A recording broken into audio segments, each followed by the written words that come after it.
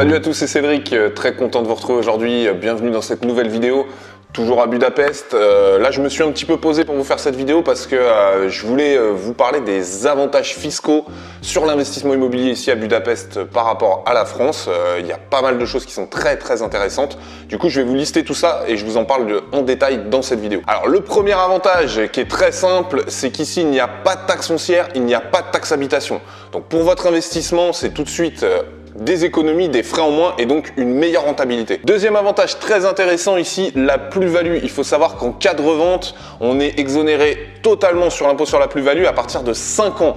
Donc c'est beaucoup plus avantageux qu'en France. Je vais vous faire une vidéo spécialement sur la plus-value pour rentrer un peu plus dans le détail parce que c'est un sujet plus complexe, mais voilà, gardez bien en tête, au bout de 5 ans, exonération totale de plus-value. Troisième avantage, les frais d'acquisition. Alors vous n'êtes pas sans savoir, je vous en avais déjà parlé, qu'en France, on est sur des frais d'acquisition de l'ordre de 7 à 8%. Ça peut aller jusqu'à 10% quand vous achetez des biens qui sont à valeur autour de 50 000 euros, donc des petits montants.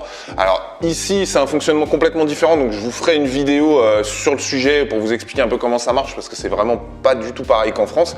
Mais il faut savoir que sur les frais d'acquisition, on arrive à un montant de 6%. Donc c'est tout de suite inférieur. Donc encore une fois, de l'économie sur votre achat, sur votre investissement immobilier. Donc quatrième avantage, et c'est presque pour moi le plus important, c'est l'impôt sur vos loyers. Donc vous savez que la fiscalité dans l'investissement immobilier, c'est vraiment le nerf de la guerre. Ça peut aussi bien tuer votre rentabilité que rendre un bien très rentable.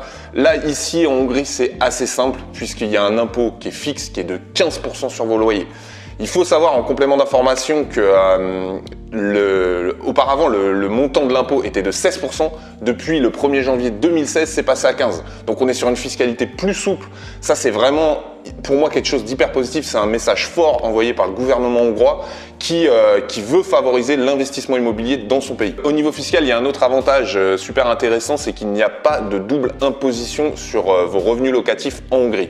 Donc je m'explique, je vous demande un petit instant parce que je suis obligé de dire pour pas vous dire de bêtises.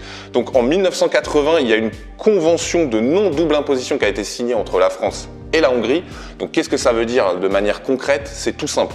Vous avez un investissement locatif en Hongrie qui génère des loyers, vous payez vos fameux 15% d'impôts au gouvernement hongrois et c'est terminé. Il n'y a rien d'autre à payer en France. Petite précision supplémentaire, il n'y a pas d'impôt en France à payer, mais il n'y a pas non plus de cotisation sociale. Vous n'aurez pas de CSG, CRDS à payer sur vos revenus locatifs hongrois. Donc écoutez, j'espère que cette vidéo vous a plu. Donc c'était une petite introduction à la fiscalité ici en Hongrie. Encore une fois, c'est super important de maîtriser sa fiscalité quand on investit dans l'immobilier. Et vous verrez donc ici en Hongrie, vous avez vu qu'il y a pas mal d'avantages. Moi, je repars en visite, je suis un petit peu à la bourre. Pensez bien à vous abonner à ma chaîne et n'oubliez pas la petite cloche pour être prévenu. À demain, ciao!